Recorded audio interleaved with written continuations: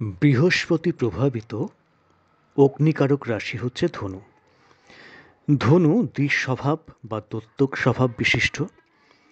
এবছর অর্থাৎ 2025 কেমন যেতে পারে সেই নিয়ে থাকছে আলোচনা। এবছর অনেকগুলি গ্রহের কিন্তু গোচর পরিবর্তন আছে, যার ফলে প্রত্যেকটি রাশি এবং লগ্নের জাতক জাতিকা বছরের প্রথম অর্ধে একরকম ফল পাবেন, তারপর আবার অন্য রকম তারা কিন্তু ফল পাবেন। এর মধ্যে যেমন শনিদেব, তিনি ধনু সাপেক্ষে চতুর্থে, দেবগুরু বৃহস্পতি যিনি ধনুর অধিপতি তিনি ষষ্ঠ থেকে আসবেন সপ্তমে, রাহু তৃতীয়ে এবং কেতু নবমে প্রবেশ করবেন। এবছর ধনুর শুরু হচ্ছে ধাইয়া।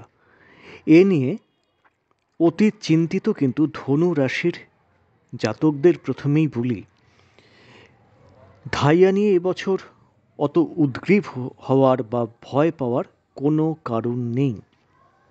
অনাবশ্যক ভয় পাবেন না, কারণ রাশি তথা লগ্নাধিপতি দেবগুরু বৃহস্পতি তিনি সরাসরি রাশিতে কিন্তু দৃষ্টি নিক্ষেপ করবেন এবং রাশিকে সর্ববিপদ থেকে রক্ষা করবেন। তার উপর ন্যায়ের অধিপতি শনিদেব ধাইয়ার প্রভাব দেবেন কোথা থেকে? না, অপর বৃহস্পতির রাশি মিনে প্রবেশ করে। অর্থাৎ শনির সঙ্গে বৃহস্পতির একটা কিন্তু কানেকশন তৈরি হয়ে যাচ্ছে। শনিদেব প্রবেশ করছেন বৃহস্পতির অপর ঘর মীন রাশিতে। ফলে ধাইয়া ধাইয়া করে ভয় পাওয়ার কোনো কারণ কিন্তু ধনুর এই মুহূর্তে অন্তত নেই। তেমন চিন্তারও কোনো কারণ দেখা যাচ্ছে না। তৃতীয় রাহু, যার দৃষ্টি থাকছে ধনু সাপেক্ষে একাদশে এবং দেবগুরু বৃহস্পতির সপ্তম অবস্থানের কারণে তার দৃষ্টি থাকছে একাদশে। ফলে সামগ্রিক বিচারে ধনুর 2025 কিন্তু মন্দ যাবে না। এবং এই বছর ধনুর যদি ব্যক্তিগত জন্মছক পারমিট করে যায়, তাহলে দেখবেন হঠাৎ প্রাপ্তিরও কিন্তু সম্ভাবনা থাকছে। নমস্কার, আমি রাজীব চক্রবর্তী। আপনারা দেখছেন আপনাদের চ্যানেল অ্যাস্ট্রো রাজীব। এটি 2025 সালের রাশিফল, সেটা আপনারা নিশ্চয়ই এতক্ষণে বুঝে গেছেন। আর আলোচ্য রাশি এবং লগ্নটি হচ্ছে ধনু, সেটা আপনারা ইতিমধ্যেই বুঝে গেছেন। ফোন নাম্বার, হোয়াটসঅ্যাপ নাম্বার থাকলেও চাইলে যোগাযোগ করতেই পারেন। চলে আসবো সেক্টর ধরে ধরে আলোচনায়। প্রথমেই বলবো স্বাস্থ্যক্ষেত্র। রাশি তথা লগ্নাধিপতি, রাশি তথা লগ্নে একটু আলোচনাটা একটু অন্যভাবে করি, আপনাদের কাছে সেটা বুঝতে সুবিধা হবে। রাশি তথা লগ্নে শনিদেবের দশম দৃষ্টি যেমন থাকছে, অষ্টমে নিচস্থ মঙ্গলের উপস্থিতি। জুনের মধ্যভাগ পর্যন্ত কিন্তু মঙ্গল কর্কটেই নিচস্থ ক্ষেত্রে অধিষ্ঠান করবেন। ফলে চোট আঘাত থেকে একটু সাবধান থাকার প্রয়োজন আছে। মূলত বছরের মার্চ, এপ্রিল, মে এই 3 মাস একটু সতর্ক থাকবেন। রক্তপাত, দাহ্য বস্তুর দ্বারা কোনোভাবে আঘাত, মানে গরম জল পড়ে গেল রান্নার ক্ষেত্রে, বা কোনো জায়গায় অগ্নি বিদ্যুৎ থেকে একটু সাবধান থাকার প্রয়োজন থাকলো, এইসব ব্যাপার থেকে একটু সতর্ক থাকবেন। খুব মারাত্মক কিছু হবে না, খুব মারাত্মক কিন্তু কিছু হওয়ার সম্ভাবনা তুলনামূলকভাবে কম। এবার দু একজনের ধরুন ব্যক্তিগত জন্মছকটা সাপোর্ট করছে না, তার দশা অন্তর্দশা সাপোর্ট করছে না, তাদের ক্ষেত্রটা অবশ্য অন্য। এরপর মে মাসের পর কিন্তু অবস্থার বদল হবে। এই সময় তুলনামূলকভাবে শারীরিক সমস্যা বেশ কিছুটা কমবে। যারা ভুগছেন ইতিমধ্যেই তারা শারীরিক সুস্থতার দিকে কিছুটা যাবেন। তবে এই বছর যেহেতু রাশিতে শনিদেবের দৃষ্টি থাকছে এবং সেখানে রাশি তথা লগ্নাধিপতিরও দৃষ্টি থাকছে, এবং রাশি তথা লগ্নাধিপতির উপরে দেবগুরু বৃহস্পতির উপরে আবার রাহুর দৃষ্টি থাকছে, ফলে ব্যথা যন্ত্রণা কিন্তু একটু বাড়তে পারে। দাঁত হাড়ের কোনো সমস্যা, পেটের কোনো সমস্যা কম বেশি ভোগাবে, কিন্তু ওই খুব সামান্যই হয়তো কিছু ভোগাবে, তাই নিয়ে অত উদ্বিগ্ন হওয়ার কোনো কারণ নেই। সব কিছুই কিন্তু আন্ডার কন্ট্রোলে থাকছে। ধনুর মায়ের স্বাস্থ্যের কিছুটা উন্নতি হলেও পিতার স্বাস্থ্যের দিকে কিন্তু নজর দেওয়ার প্রয়োজন থাকছে। কোন দিকে? পিতার হাড় সংক্রান্ত কোনো আধিব্যাধি, যন্ত্রণা, দাঁতের কোনো সমস্যা বা কোনো রকম চোট আঘাত, পায়ের দিকে কোনো রকম চোট আঘাত, এসব দিকে একটু সতর্ক থাকার প্রয়োজন ডেফিনেটলি থাকছে। সন্তান ক্ষেত্র মোটামুটি শুভ আশা করা যাচ্ছে। যারা গর্ভবতী মায়েরা আছেন, ভয়ের কিন্তু কোনো কিছু নেই। ব্যক্তিগত জন্মছক যদি ঠিকঠাক থাকে আপনাদের, তাহলে সুস্থ সন্তান যথাসময়ে আপনারা জন্ম দিতে পারবেন, সেদিকে কিন্তু কোনো চিন্তার কোনো কারণ দেখা যাচ্ছে না। চলে আসবো মোস্ট ভাইটাল পার্ট, অর্থ। এবছর ধনুর তুলনামূলকভাবে অর্থক্ষেত্র কিন্তু আমি শুভই বলবো। দুটো তিনটে ক্ষেত্র থেকে তো আমাদের পয়সা আসে, তো পয়সা আসে কোথা থেকে? নয় ব্যবসা, নয় চাকরি, নয় সেলফ প্রফেশন। প্রথমেই বলবো এবছর ব্যবসা ক্ষেত্র কিন্তু শুভ, যেহেতু রাহুর দৃষ্টি সপ্তমে থাকবে, সেহেতু সেখানে দেবগুরু বৃহস্পতিরও উপস্থিতি থাকছে, অর্থাৎ দেবগুরু বৃহস্পতির রাশি তথা লগ্ন আপনার, সেই বৃহস্পতি সপ্তম মানে ব্যবসা ক্ষেত্রে গিয়ে বসে গেল, সেখানে রাহু দৃষ্টি থাকছে, অর্থাৎ ব্যবসা কিন্তু হবে। এবং 30 দিনে তো খুব ভালো ব্যবসা হয় না। ধরুন 30 দিনের মধ্যে 20 দিন ব্যবসা হলো, এর মধ্যে হঠাৎ 2-1টা দিন দেখবেন এমন ব্যবসা হলো আপনি চমকে গেলেন যে এত বিক্রি। তো ক্রেতার আনাগোনা ডেফিনেটলি থাকবে। হঠাৎ কিন্তু অর্থপ্রাপ্তি অসম্ভব নয় এবছর। তবে ব্যবসা ক্ষেত্রে অতি বিশ্বাস কিন্তু কাউকে করতে যাবেন না। ধার দেনাটা যতটা পারবেন না দেয়া ভালো। যারা অতিরিক্ত কথা বলেন, এই সমস্ত মানুষের থেকে না একটু দূরত্ব রাখুন। এই বছর কিন্তু আপনাদের অর্থ বৃদ্ধির বছর। ব্যক্তিগত জন্মছক যদি আপনাদের এবার সাপোর্ট করে যায়, তাহলে ফাটকা ক্ষেত্রে বা হঠাৎ অর্থপ্রাপ্তিতে এবছর কিন্তু আপনাদের সুসময় বা সুবর্ণ বছর বা সুবর্ণ সময়। চলে আসবো চাকরি ক্ষেত্র। দেখুন, ধনু কিন্তু দীর্ঘদিন ধরেই কর্মক্ষেত্র নিয়ে একটু মনোমালিন্যের মধ্যে ছিলেন, শান্তি পাচ্ছিলেন না। কর্মক্ষেত্রে কর্মপরিবেশের একটা চাপ বা সহকর্মীদের একটা যূথবদ্ধ হিংসা বলুন, শত্রুতা বলুন, এটা তো ছিল, অধিকাংশ ধনুর ক্ষেত্রেই কিন্তু ছিল। আমি একজন ধনু রাশির মীন রাশি এবং ধনু লগ্নের জাতিকার কথা জানি, যার কর্মক্ষেত্রে কোনো কারণ নেই একটুখানি তার সঙ্গে শত্রুতা করা, যাকে বলা হয় অফিস পলিটিক্স, তিনি কিন্তু বারবার অফিস পলিটিক্সের শিকার হয়ে যাচ্ছিলেন। তো ধনু লগ্ন যাদের বা ধনু রাশি যাদের, তাদের আমি অ্যাসিওর করব কর্মক্ষেত্রে শত্রুতা অনেকাংশে কিন্তু কমবে। তবে কাজের চাপ কিন্তু বাড়তে চলেছে, ওয়ার্কলোড বাড়বে, যার ফলে ধৈর্যচ্যুতিও কিন্তু ঘটা সম্ভব।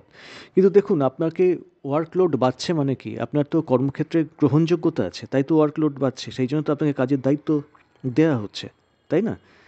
এবছর নতুন কর্মপ্রাপ্তিও কিন্তু হতে পারে।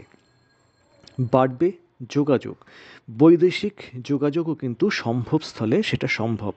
এবার ধরুন যাদের বৈদেশিক কানেকশন নেই, তারা কি করবে? তাদের হয়তো অন্য কোনো স্টেটে যোগাযোগ হচ্ছে, এমন কিছু যোগাযোগ হতে পারে। তো সেই বৈদেশিক বা বাড়ির থেকে দূরে এই কানেকশানে যে যোগাযোগটা, তাতে কিন্তু আপনারা উপকৃত হতে পারেন, সেক্ষেত্রেও কিন্তু সম্ভব হয়ে থাকছে। এবার বলবো সেলফ প্রফেশন কেমন হবে। মোটামুটি জুন পর্যন্ত যেটা দেখা যাচ্ছে, মে মাসের পর থেকেই একটু আর্থিক অগ্রগতি বা আর্থিক উন্নতির ক্ষেত্রটা শুরু হয়ে যাবে। জুন মাসের পর থেকে যারা সেলফ প্রফেশনে আছেন তাদের কাজে কিন্তু একটা গতি আসবে এবং সারা বছরই এই গতিটা বজায় থাকবে। ফলে যারা সেলফ প্রফেশনে আছেন, হয়তো ডিপ্রেশনের মধ্যে আছেন, ঠিকঠাক চলছে না, তাদের বলবো ভয় পাওয়ার কোনো কারণ নেই, সময় সূত্রে যাবে। এবার চলে আসব সম্পর্ক ক্ষেত্র। এবছর পারিবারিক বন্ডিং কিন্তু বাড়বে, প্রতিবেশীদের সঙ্গেও বন্ডিং বাড়বে, কিন্তু একটা জিনিস মাথায় রাখবেন, যদিও তৃতীয় রাহু আসছে তার একটা এফেক্ট কিন্তু থাকবে অতি অবশ্যই চতুর্থে।